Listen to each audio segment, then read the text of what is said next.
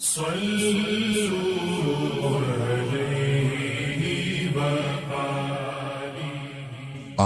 صلی اللہ علیہ وآلہ وسلم پر وحی کا ابتدائی دور اچھے سچے پاکیزہ خوابوں سے شروع ہوا۔ آپ خواب میں جو کچھ دیکھتے وہ صبح کی روشنی کی طرح صحیح اور سچا ثابت ہوتا۔ پھر من جانب قدرت آپ تنہائی پسند ہو گئے اور آپ نے غار حرا میں خلوت نشینی اختیار فرمائی اور کئی دن اور رات وہاں مسلسل عبادت اور یاد الہی و ذکر میں مشغول رہنے لگے۔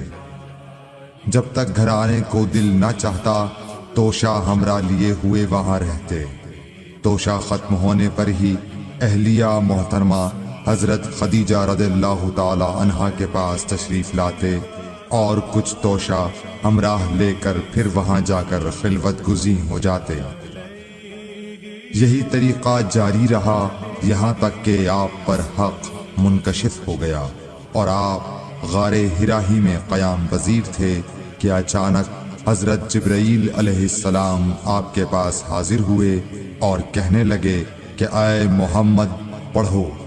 آپ فرماتے ہیں کہ میں نے کہا کہ میں پڑھنا نہیں جانتا۔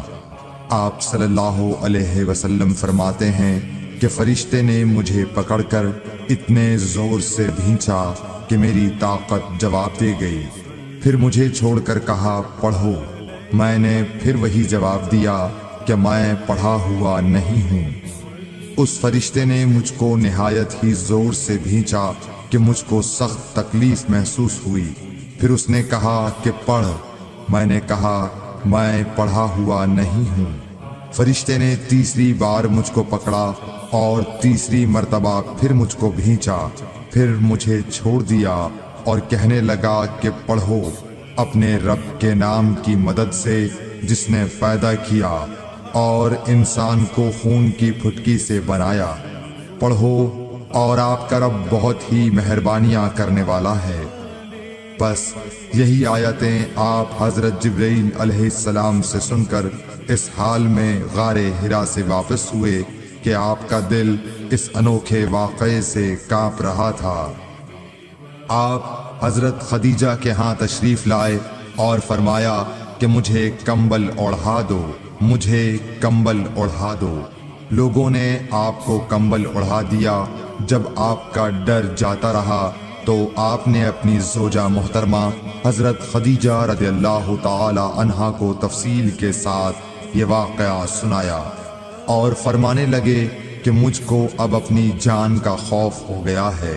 آپ کی اہلیہ محترمہ حضرت خدیجہ رضی اللہ تعالی عنہا نے آپ کی ڈھارس بندھائی اور کہا کہ آپ کا خیال صحیح نہیں ہے۔ اللہ کی قسم آپ کو اللہ کبھی رسوا نہیں کرے گا۔ آپ تو اخلاق فاضلہ کے مالک ہیں۔ آپ تو کنبہ پرور ہیں، بے کسوں کا بوجھ اپنے سر پر رکھتے ہیں، مفلسوں کے لیے آپ کماتے ہیں، مہمان نوازی میں آپ بے مثال ہیں اور مشکل وقت میں آپ امر حق کا ساتھ دیتے ہیں۔ ایسے اوصاف حسنہ والا انسان یوں بے وقت ذلت و خواری کی موت نہیں پا سکتا۔ پھر مزید تسلی کے لیے حضرت خدیجہ رضی اللہ تعالی عنہا آپ کو ورقہ بن نوفل کے پاس لے گئیں جو ان کے چچا زاد بھائی تھے اور زمانہ جاہلیت میں نصرانی مذہب اختیار کر چکے تھے اور عبرانی زبان کے کاتب تھے۔ چنانچہ انجیل کو بھی حسب منشائے خداوندی عبرانی زبان میں لکھا کرتے تھے۔ انجیل سریانی زبان میں نازل ہوئی تھی، پھر اس کا ترجمہ عبرانی زبان میں ہوا۔ ورقہ اسی کو لکھتے تھے۔ وہ بہت بوڑھے ہو گئے تھے، یہاں تک کہ ان کی بینائی بھی رخصت ہو چکی تھی۔ حضرت خدیجہ رضی اللہ تعالی عنہا نے ان کے سامنے آپ کے حالات بیان کیے اور کہا کہ اے چچا زاد بھائی، اپنے بھتیجے محمد صلی اللہ علیہ وسلم کی زبانی ذرا ان کی کیفیت سن لیجئے۔ وہ بولے کہ بھتیجے آپ نے جو کچھ دیکھا ہے اس کی تفصیل سناؤ۔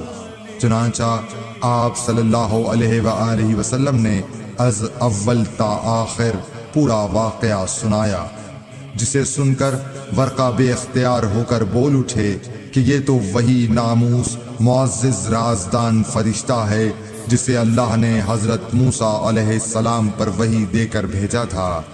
کاش میں آپ کے اس عہد نبوت کے شروع ہونے پر جواں عمر ہوتا، کاش میں اس وقت تک زندہ رہتا جبکہ آپ کی قوم آپ کو اس شہر سے نکال دے گی۔ رسول کریم صلی اللہ علیہ وآلہ وسلم نے یہ سن کر تعجب سے پوچھا کہ کیا وہ لوگ مجھ کو نکال دیں گے، حالانکہ میں تو ان میں صادق و امین و مقبول ہوں؟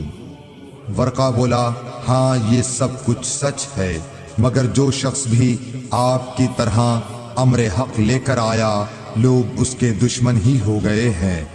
اگر مجھے آپ کی نبوت کا وہ زمانہ مل جائے تو میں آپ کی پوری مدد کروں گا۔